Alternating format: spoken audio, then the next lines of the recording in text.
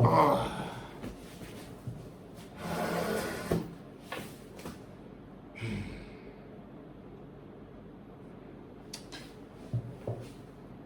Ladies and gentlemen, guys, let's go. I don't have an intro for this. I genuinely don't have an intro for this.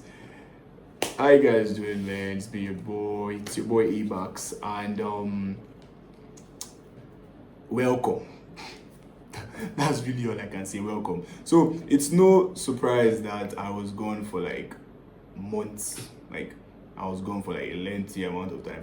For many of you who cared, for many of you who was probably wondering, where the fuck did Abax go? Has Abax quit content finally?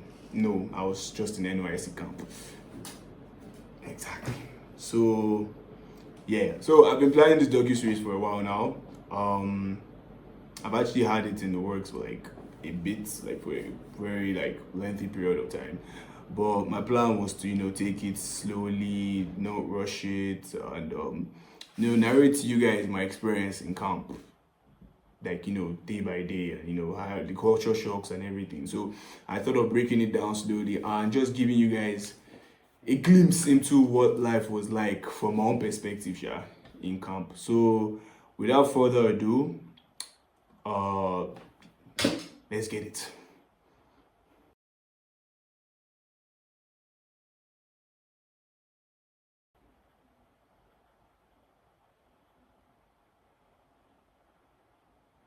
Okay, episode 1. What I thought camp was going to be. Yeah. So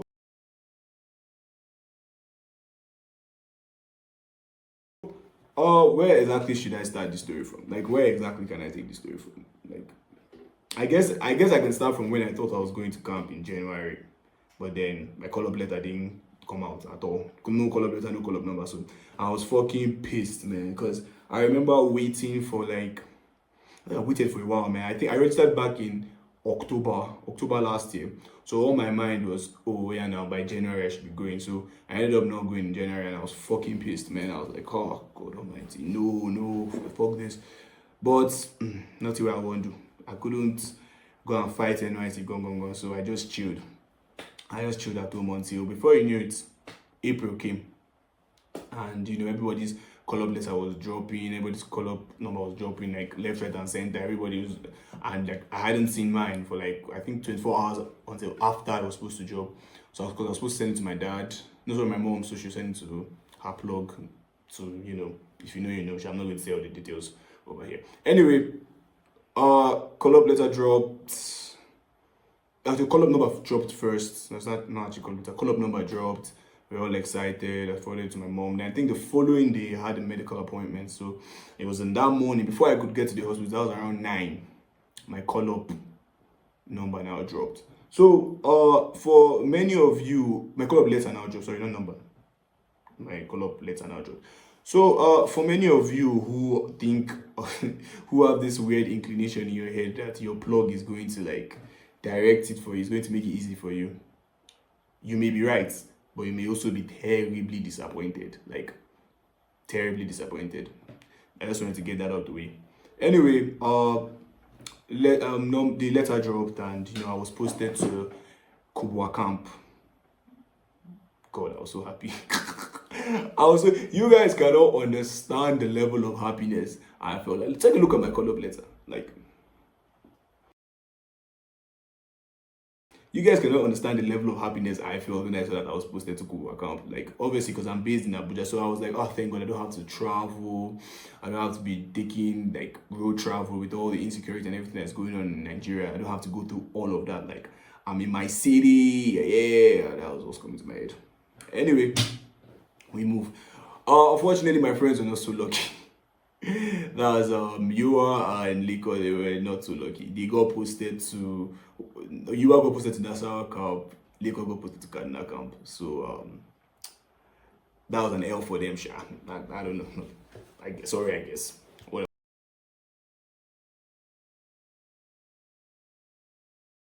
Anyway, now I had to shop for things for camp. Now, before going to camp, before even the awareness, I had been seeing countless videos on TikTok, like so many videos. Like everybody claiming, it's like everybody turned NYSC experts. Here are things you need to survive in NYSC camp. Here are things you need to survive in NYSC camp. Everybody was talking. Everybody was saying different things. So like, which person is saying this one? That person is saying this one. Like, what the fuck am I supposed to like know what you are saying?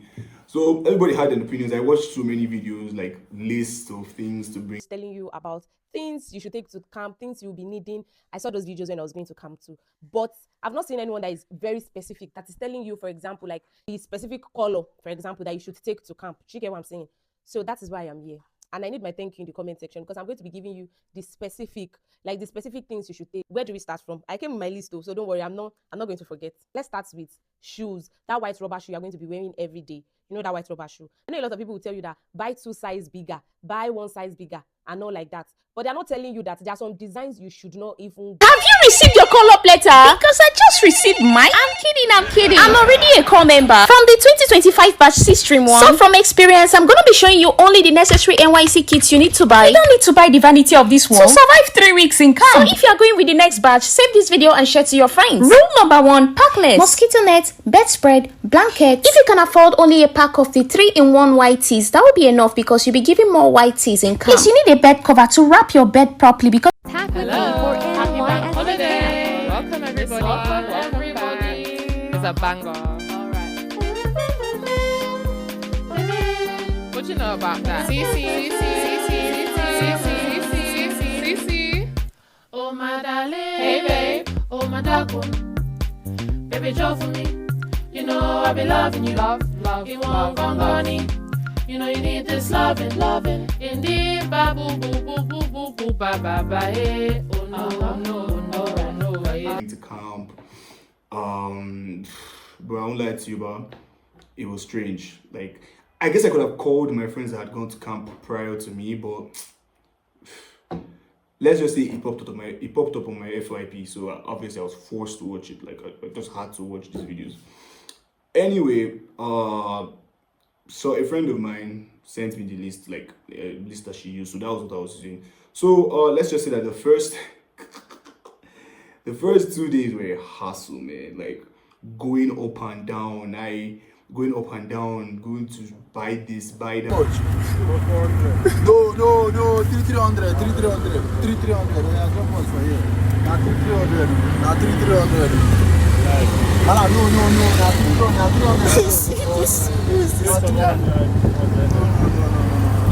Okay, now only 300 we get. Now only 300 we get to forget how they smile with us, that idiot. Just do us 300, do us well. Buy white shorts, buying white canvas, and if your parents are like mine, I don't believe you need all these things that you're taking to camp. Trust me, they'll start asking you, what do you need this for? What do you need that for? What do you need this for? But I genuinely was just following the list. Like, genuinely. Like, I think I'm going to pop, for anybody that's going to camp, I'll pop the video. I'll show, this is the picture of the list right here.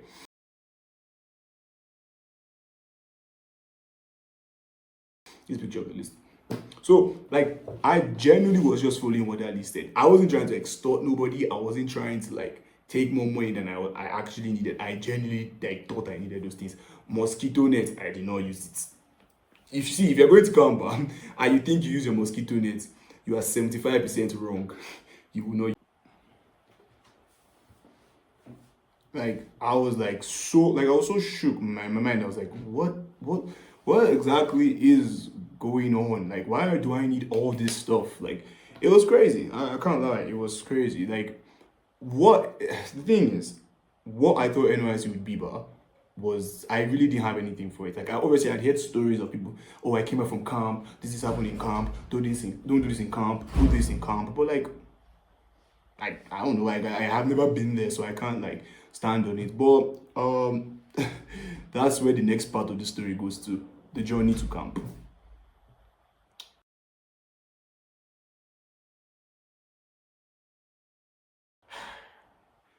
Okay, so my dad actually drove me to the NYSC camp. Shout out to my dad. So my dad drove me to the NYSC camp. That was on the 20th, exactly the day we're supposed to like report for orientation. That was the 22nd of April. I think that was on a Wednesday. So this is my dad driving me to camp.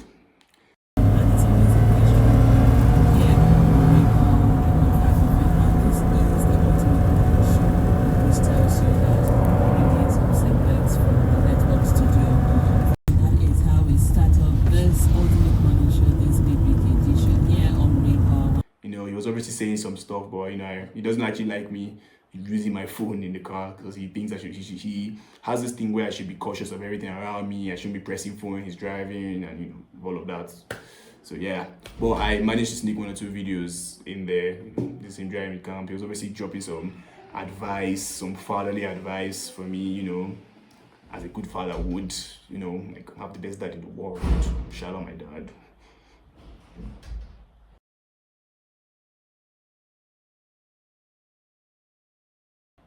Yeah. Anyway, so yeah, so we got to camp, and obviously a lot of people were there.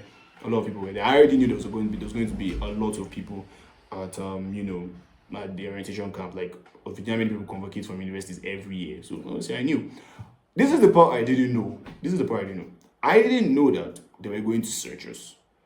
Like, I didn't know. I didn't expect them to search us like they would search us back in, you know, secondary school or even university, because I went to a private university where they search us. So, you know, I get there and, you know, after doing some 1 or 2 documents, I got there and I kid you not when I say that this motherfucker intimidated me. Like, this particular soldier was like, and I'm not the kind of person that gets intimidated easily, but like, this particular soldier was like, he looked at me and looked at him too. He was like, "What's your name?" I told him my name and he was like, "Oh, why are you looking at me? Open the box now." And I'm like, "Oh, okay, but just ask for my name." I opened the box and he's like, and before I went, but it actually does, like, there's actually important for you guys to understand this, but before I went, but obviously I got in the haircuts. I have to put that on the screen.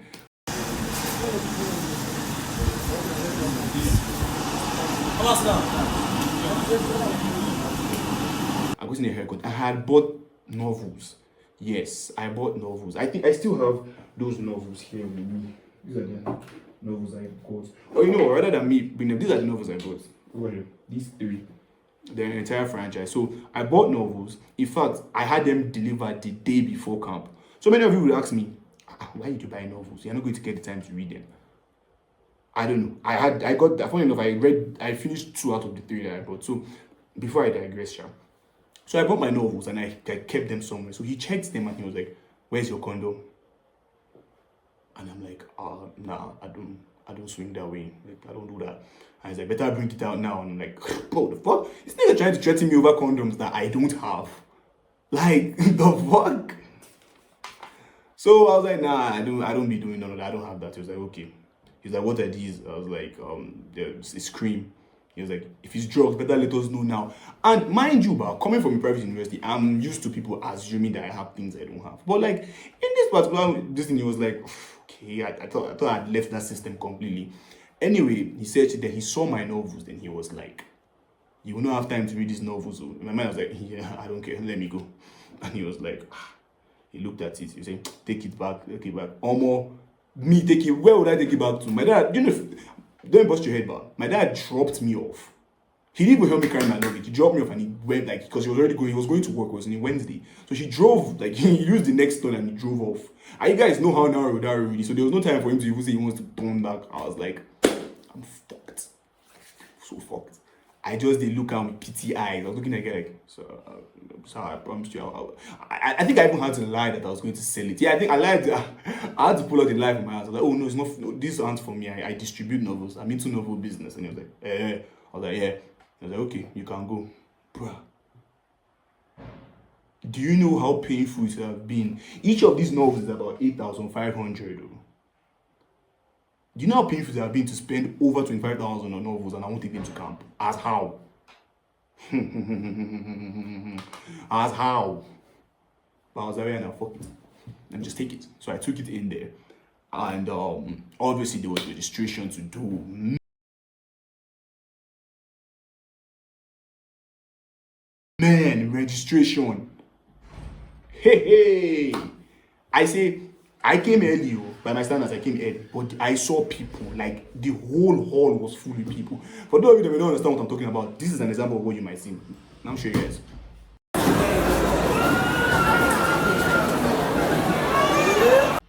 I'm so sorry that video is like, I'm so sorry that video is kind of short, but I need you guys to like to understand me. I guarantee you, but the place is full. Like, good. I say I went up and down. Some things I didn't have, I had to print it. If you're going to NYSC camp, see, for those who don't know about, if you're going to NYSC camp, whatever it is you need to print it on time. Like, print it before you go there. NIN, print them. Copy of this thing, print them. Copy of it. See, anything that you feel in your mind or mind you might need, print it, because when you get to camp, ladies and gentlemen, when you get to camp, to print, first of all, is war. The money you now pay for printing safe, it might look small, but anytime you calculate everything you spend on printing to bust your head, but see, it was not. See, let's just get that out of the way. Printing was no joke, especially that first day. I was so stressed. When I finally got to our turn and I did it all, I still had to go and collect my car key. No, I think I'm getting ahead in this story here. No, I got my car key. Before that, I had gone to get my room. So, this lie that people see, if you're going to camp, another tip to tell you people about, if somebody tells you that how far, just get there early, you get a good bed, they're lying to you. All the beds are the same. I guarantee the bed I picked there, the bed I picked there, my blanket there, my duvet, let me even show you people. This duvet you are seeing, I guarantee you that duvet is thicker than the bed in NYSC camp. I used for the camp I attended though. Like your back, I just look the duvet see, as I saw that duvet,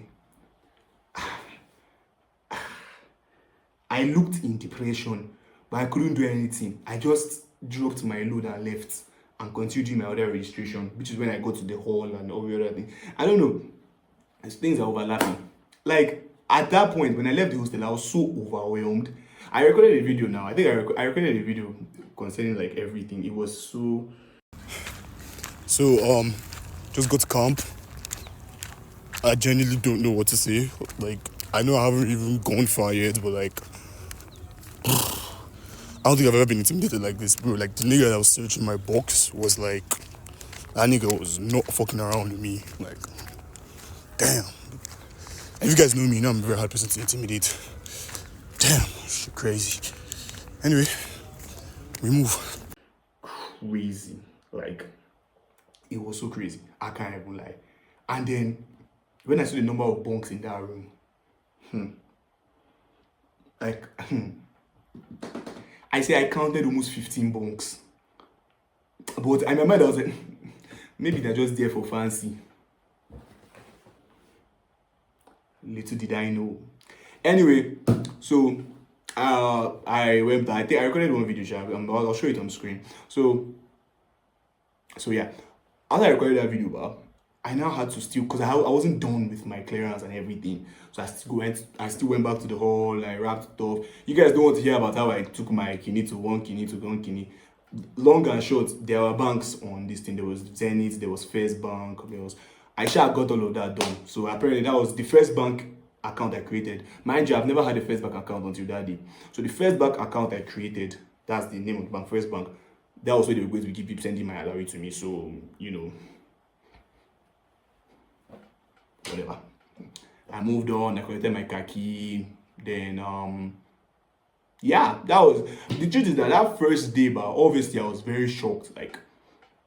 Because there's some things I knew. Obviously, I knew that you couldn't charge in the you couldn't charge your phone in the rooms because obviously there's no sockets, and so I knew about the charging house and all those things. I recorded another video on the channel. Okay, so another big culture shock in this camp. So those charging houses they were talking about, well, so apparently they charge you by milliampere. They charge you by milliampere. So let me check the milliamperes on my power bank. They write it here. Okay, I can't take this anymore. What? Oh, 2000 milliampere. That shouldn't go too far. Anyway, so they charge you by milliampere. This is surprising as fuck. I have truly been culture shocked. I don't know what to say. The money market is basically just the high for them to chop your money. I've never seen people so desperate to chop your money before.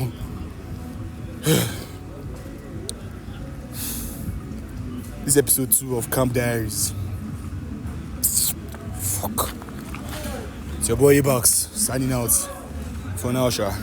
This is it. Anyway, I recorded a video on the charging house, Sha. So I was quite surprised because they actually charge by milliamperes, not by, so obviously depending on how big your power bank was, but phones in general are about 200 naira to charge your phone. So if you are going to camp, bring power bank.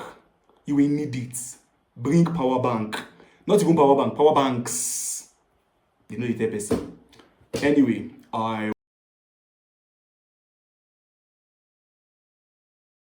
was done with that. Obviously, there was a lot of people in camp, man. Like, so many people in the camp. I actually saw 4 people from my university there. So, yeah, there was a lot of people in camp. But I was too tired to say I want to mingle. But then when I got to camp, and there was everybody selling something. Mami market is one of the, is one thing that will change your mentality towards this whole hustle culture thing. When everybody was hustling, man. They didn't care that we were tired and we just, bro, these people just come up to you, hey, how far? Come and eat at our kini, it's very nice, you enjoy it. And you're like, bro, I'm so fucking tired, like, I'm so tired. I won't say everything was expensive, but yeah, everything was quite pricey. Price and expensive are two very different things. Everything was quite pricey, man. Bottle of Coke, 600. Bottled water, oh yeah, give me bottled water, 300 naira. Bottled water 300. I say I'm gonna spend nothing less than 2,000 something on bottled water that day because you'll be thirsty. This one is hot. You're going up and down. Yeah, it was a lot, man. And even first day was very stressful. But the one thing I enjoyed, the one thing I was grateful for that first day, bro, was that I was able to finish my clearance that day. I couldn't see the same for other people.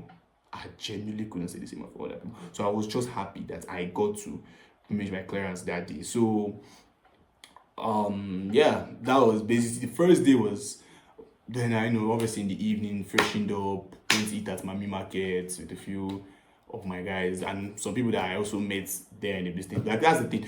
I would, oh my god, like, camp was a lot, man. And camp was a lot. I can't even lie. That first day was a lot, bro. But then when I realized camp was not going to what I expected,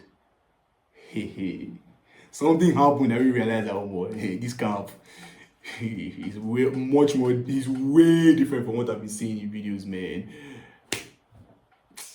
Anyway,